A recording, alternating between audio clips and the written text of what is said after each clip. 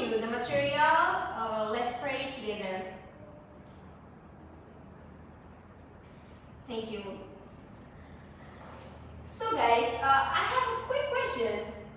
What the material that we learned last week? Descriptive. Great! Thank you for answering my question. So, did you ever heard about the Cinderella story? Yes. What kind of Cinderella story? What the type of the text that Cinderella story? Descriptive. Narrative. Who is say descriptive text before? Zafila, what do you think the Cinderella story is a descriptive text? Because last week we have learned about descriptive text. That's great. Thank you for answering my question. But the other, what kind of the text of Cinderella story? Narrative. Who is saying? Okay, Salma. I think it's narrative text, Miss. Great. Thank you for answering. Give applause to Salma.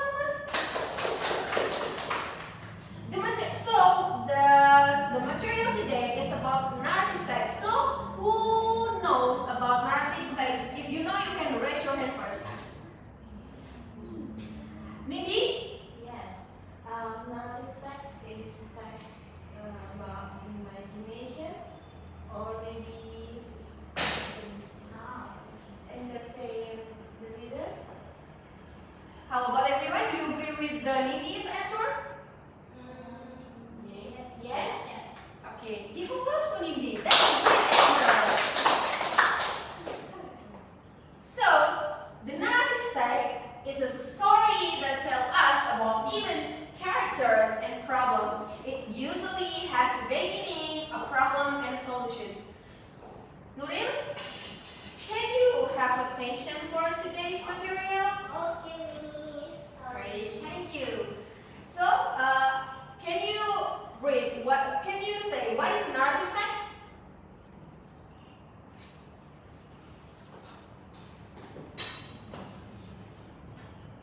Narrative text is a story that tells us about events, characters, and problems. It usually has a beginning, a problem, and a solution. Okay, thank you for your attention. So you could pay attention until the last session of the class. Okay. Now let's move to the generic structure. Who knows about the kind of generic structure about narrative text? Nothing? No, it's no problem. It's no problem. I will show you the kind of generic structure of narrative text. Okay, the first is orientation. The orientation is an introduction of characters in setting. For the example, I have a sentence. Once upon a time, there was a girl named Cinderella. Like I said before, who knows about the story about Cinderella, and this is for the example about the orientation. So, the orientation, introduction for characters and setting.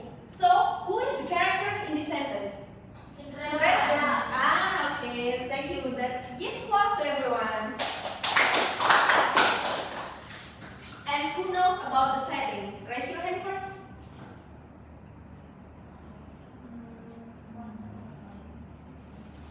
Can you raise your hand first? Who said? Oh, someone. I think it's in the castle. Do everyone agree with us with Salma answer? No? Who knows about the setting of the orientation? Once upon a time. Who said? Who said before? Okay, Zafila. Once upon a time. That's great. Give applause to Zafila. So the characters is Cinderella and the setting is once upon a time. That say characters and setting. Now let's move to the second generic structure. So the second generic structure is called complication or a problem appears. For example, I have a sentence. She wants to go to the ball, but her stepmother didn't allow her. And let's move to the third generic structure. Is called resolution. The problem is solved. And for the example of the sentence, the fairy godmother helped her and she married the prince. Now, let's move to the practice. I have a narrative stack with the title of The Legend of Banyuwangi. So who wants to be a volunteer to read the first paragraph and second paragraph and third paragraph? You can raise your hand first. Okay, Fida, you can read the first paragraph. So who wants to be the volunteer to read the second paragraph? Okay, Hana. And the last paragraph, who wants to be volunteer? Okay, Zafila. Thank you, guys. So, Fida, you can read the first paragraph. Finish. Once upon a time, there was a king named Sulakromo. The king was held by a prime minister named Raden Sidupakso. The prime minister had a wife named Sri Tanjung. She was so beautiful that the king really wanted to marry his wife. Okay. So who wants? What the type of the first paragraph called is? Okay, Hana. Orientation. How about the other? Do you agree with Hana's answer? Yes. Great. That's great answer. So give applause to Fida and Hana. Now let's move to the second paragraph. So Hana, you can read the second paragraph. Yes, miss. One day, the king assigned his prime minister to a long mission.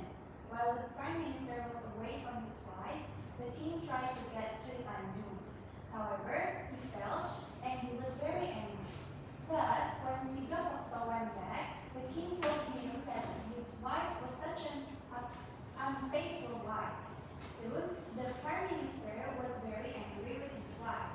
Sri Tanjung said that it was untrue, but Sidopakso didn't believe her and said that he would kill her. Then he brought his wife to the river bank.